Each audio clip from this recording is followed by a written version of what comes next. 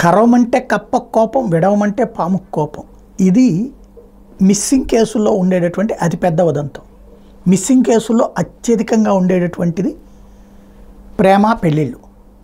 రెండవది వచ్చేటప్పటికి ఇంట్లో అలిగి వెళ్ళిపోవటాలు. మూడవది వచ్చేటప్పటికి ఇంట్లో హింస కారణంగా పారిపోవడం. ఇవి మూడు ప్రధానంగా ఉంటాయి.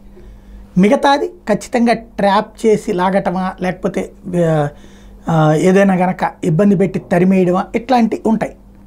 అవి 5 నుంచి 10% ఉంటాయి, ఇవి 90% ఉంటాయి.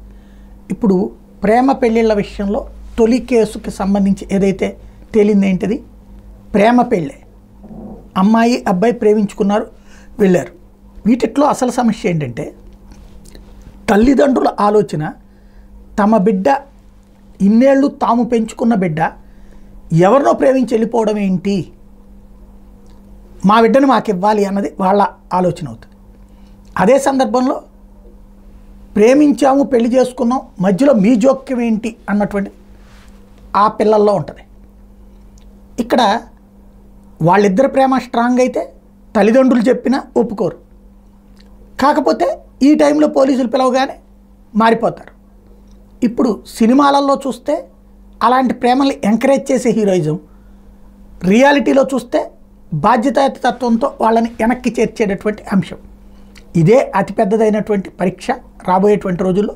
ఈ కేసులు తేలాలి. 30,000 కేసులకు సంబంధించి స్పష్టత కూడా రావాలి. అందులో ఎత్తుకెళ్ళినవి ఏంటి, వ్యభిచార గృహాలకు ఎవరన్నా వెళ్తే ఖచ్చితంగా వాళ్ళకి విముక్తి కల్పించాల్సిన అవసరం ఉంది. ఇప్పుడు పవన్ కళ్యాణ్ గారు నమ్ముకోవచ్చు ఆ విషయంలో. అట్లాగా ఎవరన్నా ఎవరి మోసం వల్లనన్నా వెళ్ళి వ్యభిచార గృహాల్లో ఇరుక్కుని ఉంటే ఖచ్చితంగా ఇప్పుడు న్యాయం జరిగే సందర్భం. పవన్ వెంటనే జోక్యం చేసుకోవడం కాదు, వాళ్ళ తాట తీయించగలరు. అది ప్రతి ఒక్కళ్ళు నమ్ముతున్నారు, వాళ్ళు వినియోగించుకోవాలి. అదే సందర్భంలో ఈ సమస్యకి ఎట్లా పరిష్కారం అన్నటువంటిది చూడాల్సి ఉంది.